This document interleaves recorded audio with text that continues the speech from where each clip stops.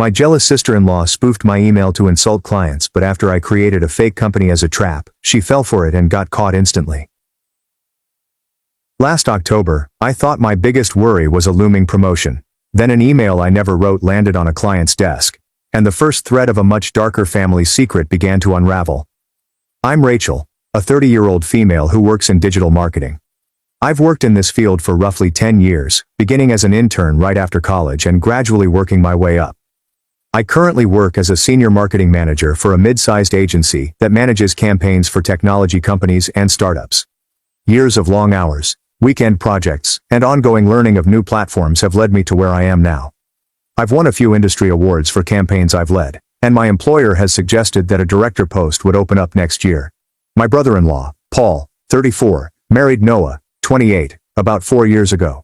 Paul is my husband Neil's younger brother. Becky used to work part-time in a dentist office performing administrative work before they had children. She stayed at home with her 2 children for around 3 years.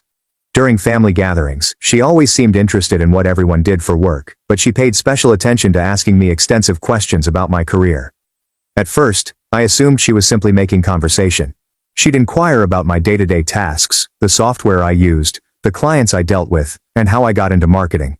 I was delighted to share because I enjoy talking about my profession, and I suspected she was considering a career move. Noah has always needed to be the focus of attention. During family dinners, she would stop talks to share long stories about her children, or gripe about other neighbors and friends. Paul would simply smile and nod along, but I could see other family members were growing tired of her relentless need to dominate the conversation. Noah announced her return to work approximately 7 months ago. She had taken some online digital marketing classes and gotten a junior position at a small marketing business across town.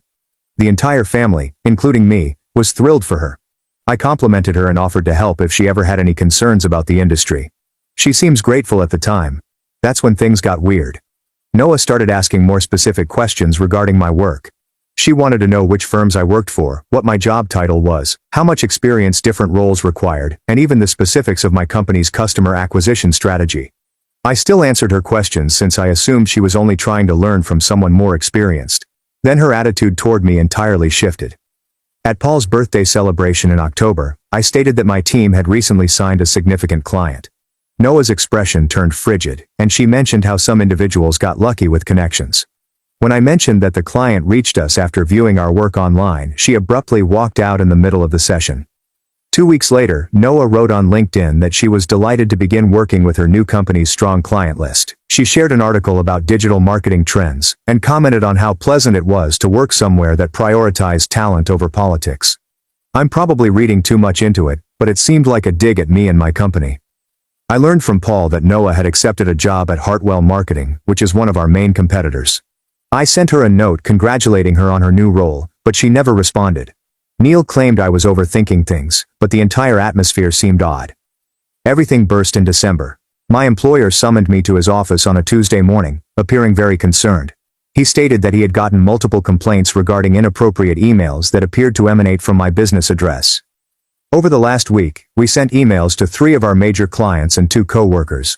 I was very confused because I had not sent any strange emails. My manager showed me printouts of the messages.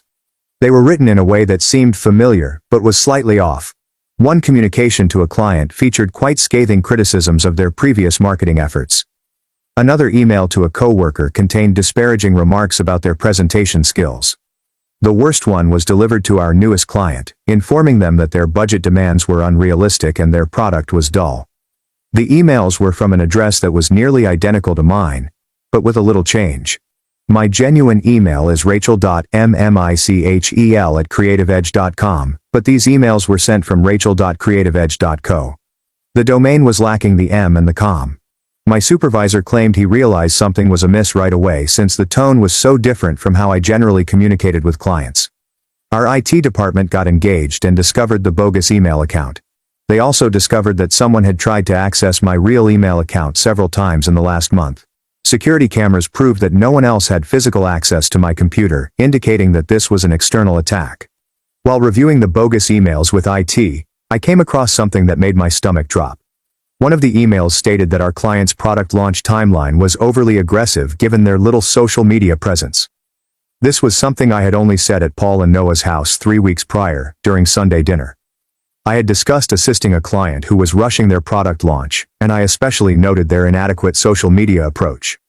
No one else at work was aware of the full details of this particular client. I didn't want to jump to conclusions, but the synchronicity was too clear to ignore. I called my cybersecurity friend Jake and asked him to look into the bogus email account. He tracked the IP address and geographical information. The emails were received from Noah's area, specifically a coffee shop 2 streets from her home. This wasn't conclusive proof, but when combined with the inside information revealed in the emails, I was convinced Noah was behind it. Instead of approaching her directly or informing her family, I chose to test my notion. At our next family meeting, I cooked up a narrative about getting a new customer.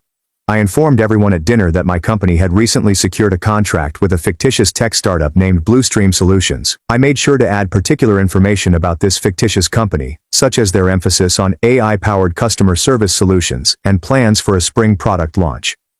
4 days later, my supervisor summoned me to his office again. Another bogus email had been sent, this time to one of our legitimate customers.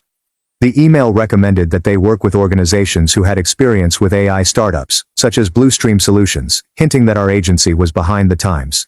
That was all the proof I needed. I told my boss everything, even my doubts about Noah. Our legal team logged all of the bogus emails and blacklisted the false email addresses. They claimed they could take legal action, but I asked them not to. I did not want to cause a major family conflict over what was essentially an unsuccessful attempt to harm my reputation.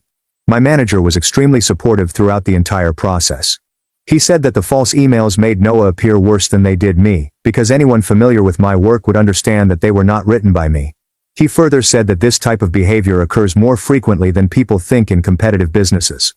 I never challenged Noah directly about his emails. She was particularly silent over Christmas dinner, scarcely making eye contact with me. She departed early, claiming that one of the children was feeling sick. Paul later informed Neil that Noah had quit her position at Hartwell Marketing without providing a valid explanation. I learned from a recruiter acquaintance that Noah's name was already raising warning lights in our local marketing community. Her prior employer appeared to be examining some dubious conduct before she resigned. They thought she was exchanging secret client information with competitors, but they couldn't prove it. My career has actually improved since the incident. My boss promoted me to senior marketing director in January, and I now oversee our largest client account. Meanwhile, Noah has been unemployed for 3 months and does not appear to be actively looking for work.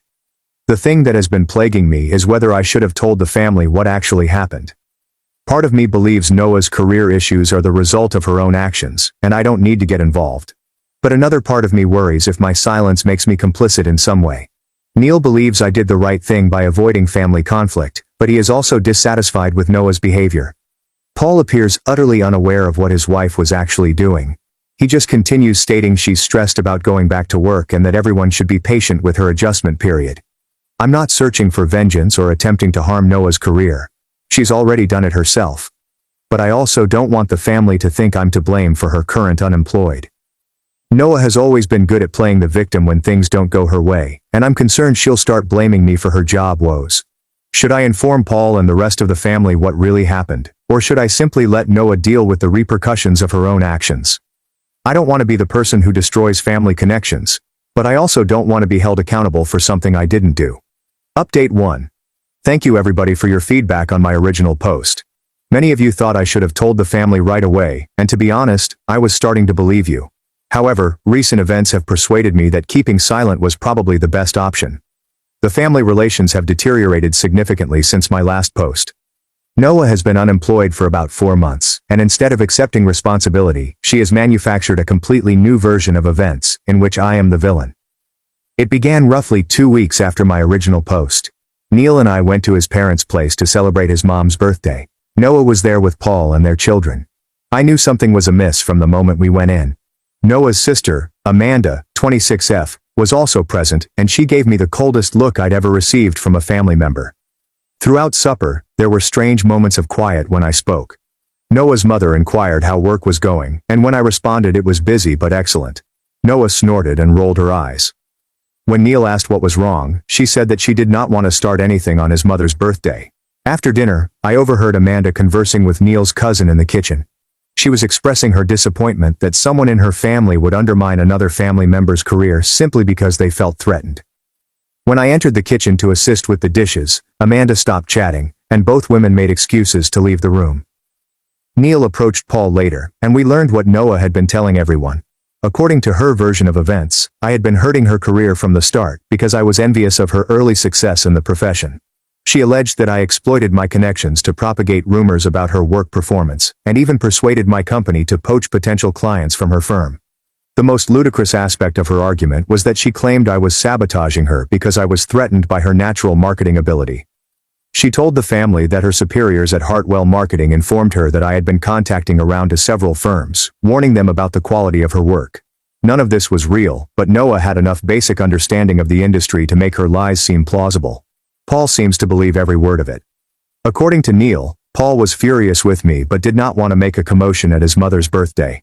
He informed Neil that he wanted me to apologize to Noah and assist her in finding a new employment to make amends for the alleged damage I had caused. The problem worsened during Easter dinner last month. Noah arrived looking fatigued and discouraged. She wore an outdated sweatshirt and barely spoke throughout the meal. When asked about her job search, she would simply shake her head and indicate she was considering her alternatives. Neil's mother approached me after dinner and asked what I could do to assist Noah get back on her feet. She acknowledged that professional competition could be strong, but family should come first. She suggested that Noah and I sort things out and even support each other in our jobs. I was so stunned that I couldn't answer appropriately. Neil's mother was basically asking me to remedy a situation Noah had created via her falsehoods. I responded non-committally, hoping Noah would find something soon, and then spent the remainder of the evening sitting silently in the corner.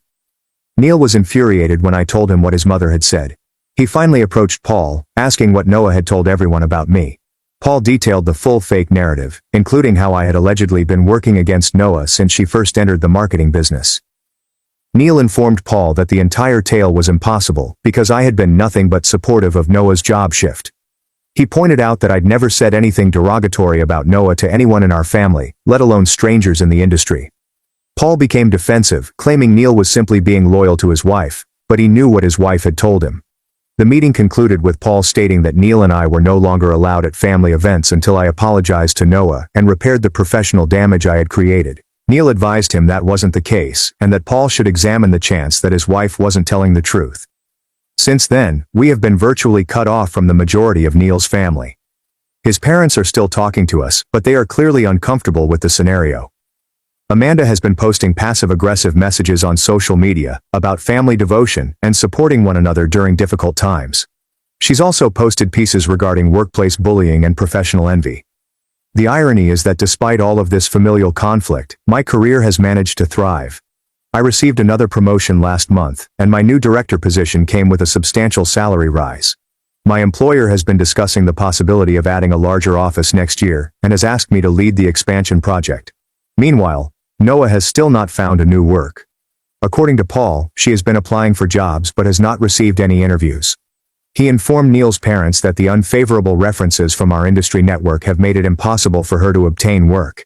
I've been tempted several times to tell the family the truth about what Noah did. I have all of the evidence from the false email inquiry, including IP address data and a timeline that shows she was behind the attacks on my reputation. But Neil keeps reminding me that proving Noah incorrect won't necessarily convince the family to believe me.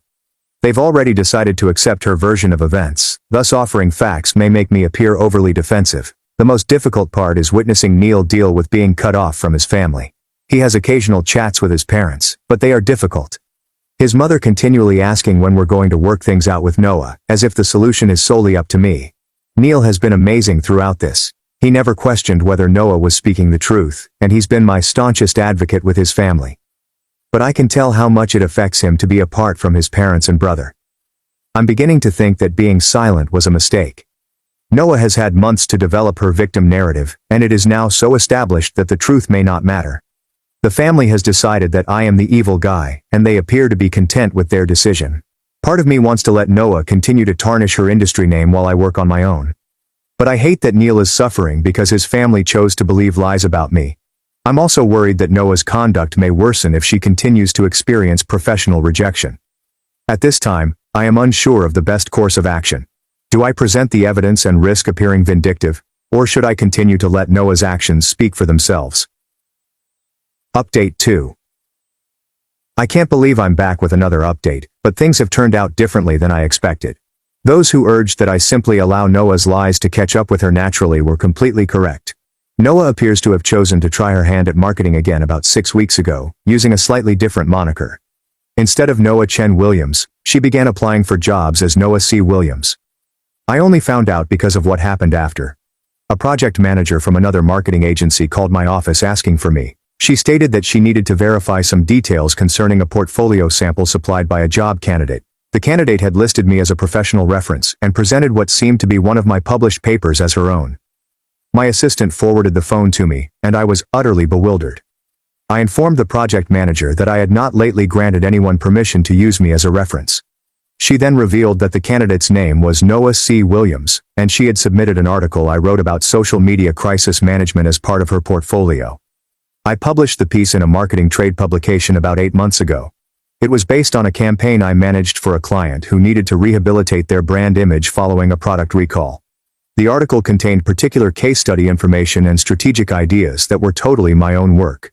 I informed the project manager that I had never worked with Noah professionally and that she did not have authorization to use me as a reference.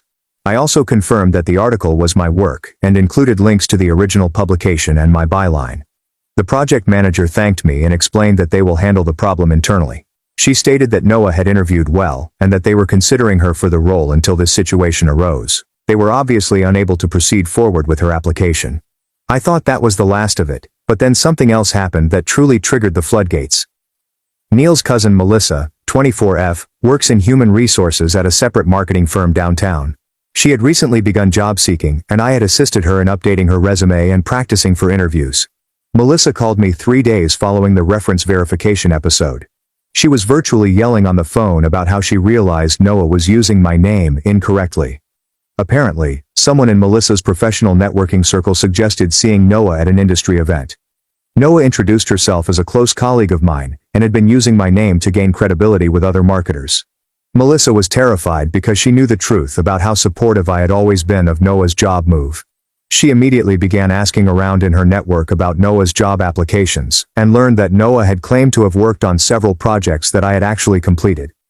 Here's where things get extremely messy. Melissa informed her mother of what she had uncovered. Her mother is Neil's aunt.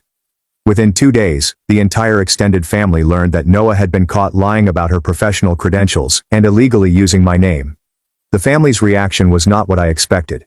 Rather than being upset with Noah for her dishonesty, numerous family began to wonder why this was all being revealed now.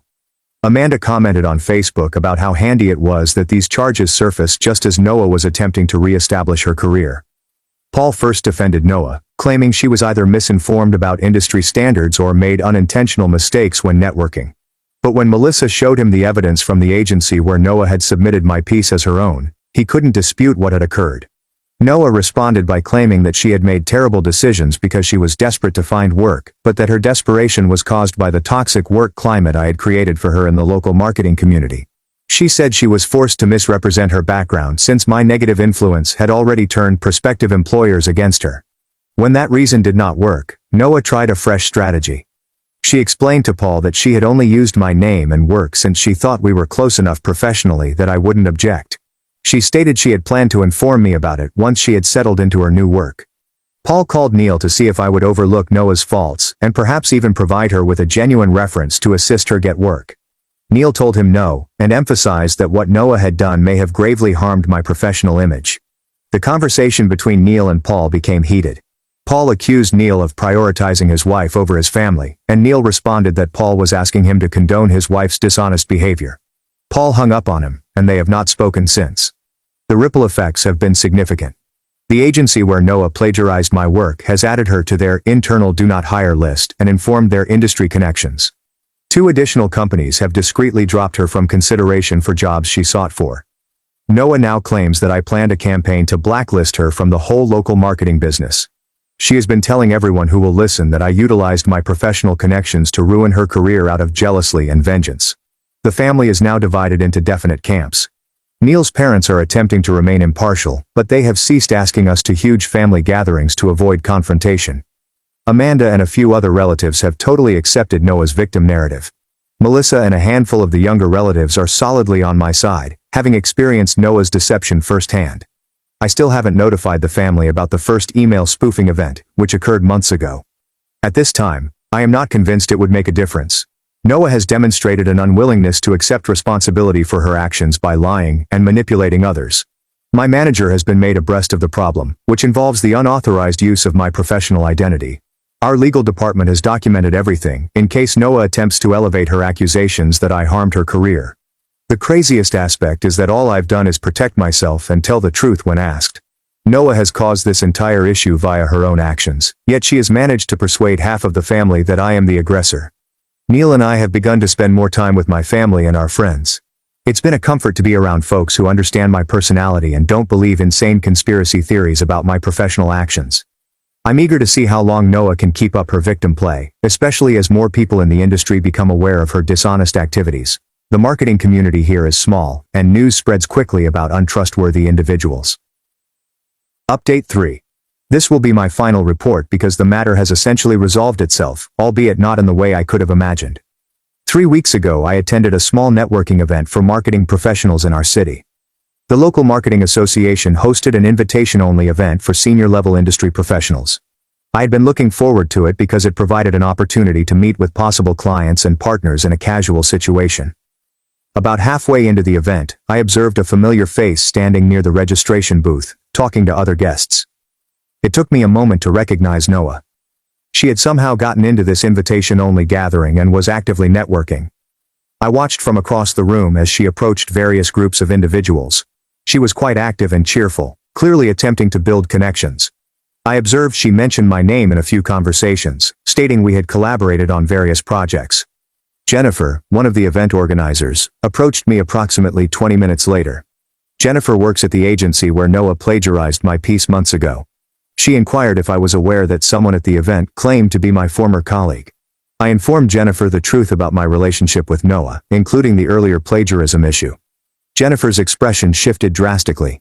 She stated that Noah had registered for the event under the name R.C. Williams and had listed credentials, which Jennifer now recognized were most likely falsified. Jennifer excused herself and went to speak with the other event organizers. Within 10 minutes, 2 organizers approached Noah and requested to talk with her discreetly. I couldn't hear the talk, but I noticed Noah's body language become protective and furious. Noah was gently told to leave the event. As she was led away, she gazed at me with utter loathing. Even from across the room, I could see she was blaming me for her discovery, despite the fact that I had not told anyone about her existence. The following day, the marketing association sent an email to all event attendees informing them that an unwanted guest had been ejected from the previous evening's gathering. They reminded everyone that these gatherings were only open to recognized industry professionals, and that future attendance would involve additional verification procedures. This incident appeared to be the final straw for Noah's trust in our local marketing community. Jennifer later told me that word traveled rapidly about Noah's dishonest actions. Several agencies have formally marked her name in their applicant tracking systems. The familial turmoil has been fascinating to see. Paul finally appears to comprehend that his wife's professional issues are completely her own fault. Neil's parents sent us an awkward message, expressing their hope that we could all overcome our recent issues. Amanda has ceased making passive-aggressive social media posts regarding family loyalty. Noah herself has gone utterly mute. She is no longer active on social media, and has not attended any family reunions since the networking event incident. Paul informed Neil that she has been seeking for positions outside of the marketing field, but those applications have been unsuccessful. Melissa informed me that Noah had also been inflating her qualifications on applications for non-marketing positions. She claimed to have management experience and superior technological talents that she did not truly have. Potential employers discovered these enhancements via background checks and reference checks. Paul has been performing the most of the childcare and household management while Noah has stayed at home. He appears fatigued whenever we meet him, and he has ceased defending Noah's actions. Last Saturday, during Neil's father's retirement celebration, Paul apologized to me for the strain his wife had created. The extended family has gradually resumed normal relations with Neil and myself. Nobody publicly apologized for believing Noah's falsehoods, but the cool treatment and passive antagonism have ended. Most family act as if the entire conflict never occurred. My working life has steadily improved. The director role I indicated in my original post became official last month, and I now lead a staff of 8. My boss's growth project is moving forward, and I'll be relocating to another city next year to manage our new office there. Neil and I have accepted the truth that our connection with Paul and Noah will never fully recover. Paul still appears to blame me for not assisting Noah when she was failing professionally, as if I had an obligation to support someone who was deliberately attempting to harm my career. Noah has effectively isolated herself from the family circle. She no longer attends events, and when she does, she only greets people briefly. Paul makes excuses for her absence, but everyone knows she's avoiding situations in which she could face the consequences of her lying. The most significant lesson I took away from this event was that sometimes the best way to deal with someone's poor behavior is to just protect yourself and let their actions speak for themselves. I never had to expose Noah or defend against her attacks. She harmed her own credibility by escalating dishonesty and poor decisions. I also learned that while these kind of confrontations can be resolved, they permanently alter family connections. Neil's family will always remember this incident, even if they pretend it never occurred. Trust takes years to develop and seconds to break. Noah depleted her credibility and professional chances in less than a year. She moved from being a bright rookie in marketing to being almost unemployed in the sector. None of this was caused by anything I did to her. It was totally the outcome of her own decisions and actions. I'm not sure what Noah's plans are right now, and I honestly don't think about her much anymore.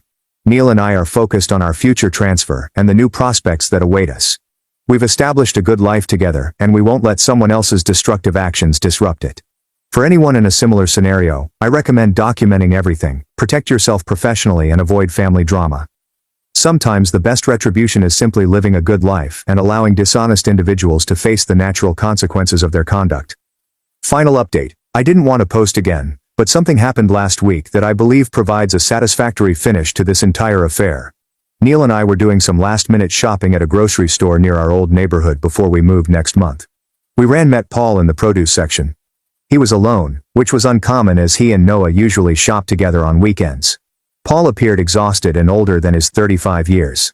When he noticed us, he stopped for a time, as if he was unsure whether to acknowledge us or not. Neil said hello first, and Paul responded cordially, yet coldly. We talked briefly about Neil's new work in the city where we're moving. Paul inquired when we were leaving and expressed his hope that things would go well for us. He then paused and explained that he wanted to tell us something. Paul explained that Noah had been suffering from worry and sadness since losing her work. He stated she had been visiting a counselor, but he didn't say what they were working on. He explained how the counselor had suggested Noah accept responsibility for her role in the professional challenges she had encountered. Paul then stated that Noah revealed to him that she had made some terrible judgments while attempting to establish herself in the marketing sector. He didn't say exactly what she confessed to, but he admitted that her account of events wasn't totally correct. He didn't apologize explicitly, but he did acknowledge that he understood why Neil and I had isolated ourselves from their family. Paul expressed hope that they would someday be able to rebuild a connection with us, but he acknowledged that this would take time. Neil managed the conversation far better than I would have. He told Paul that we appreciated him reaching out and wished their family the best. He did not seek a specific apology or attempt to rebut what had occurred. Neil simply accepted Paul's acknowledgement and stated that we may possibly reconnect in the future when everyone was in a better place. Neil told me after Paul went that he was disappointed with the outcome of everything. Regardless of what Noah admitted or denied, his relationship with his brother was unlikely to remain the same. Too much harm had been done to the family dynamics. Melissa informed me that Noah had started working part-time at a retail business while he was purportedly seeking for office job. She is no longer looking for marketing gigs, which is probably a good thing considering her industry reputation. Melissa also said that Noah and Paul were having marital troubles, although she did not go into depth. As our transfer date approaches, our extended family has begun to reach out to us again. Neil's parents welcomed us to supper last weekend, and the discussion was relatively normal. Noah was not addressed, and no one brought up the previous year's events. Amanda even messaged me asking for my new address so she could give me a housewarming gift. She didn't apologize for her prior behavior, but the gesture felt like an admission that she was mistaken about the circumstances. Looking back on all that transpired, I am pleased with how I handled it. I maintained my professional reputation without compromising my ethics or falling to Noah's level. I let her actions speak for themselves, rather than attempting to dominate the story or push the family to take sides. Noah's professional self-destruction was all her doing. I never contacted potential employers about her, created stories, or attempted to harm her reputation. She accomplished all of this on her own by choosing to engage in fraud, plagiarism, and dishonesty. The family initially preferred to trust her lies, rather than confront the reality about someone they cared about. However, the facts became too overwhelming to ignore. Noah's practice of dishonesty went beyond her confrontation with me, and others saw flaws in her tales.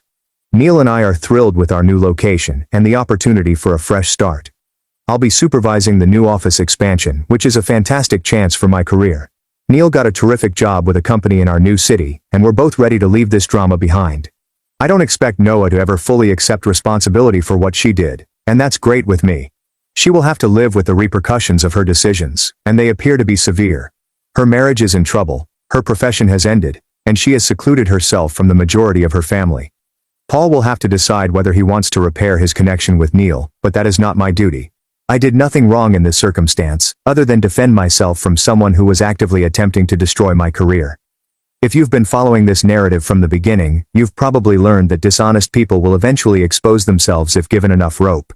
Noah could have had a fantastic marketing career if she had concentrated on developing her own abilities and reputation rather than attempting to undermine mine. I never had to establish my innocence or defend my reputation because my work and character spoke for themselves. Noah, on the other hand, had to keep up an increasingly sophisticated web of lies, which eventually broke under its own weight. Neil and I begin our new chapter next month in a city where no one knows our tale. We're both grateful for the chance to move forward without the weight of family strife hanging over us. Sometimes the greatest solution is to simply walk away and let toxic people deal with the disaster they've caused.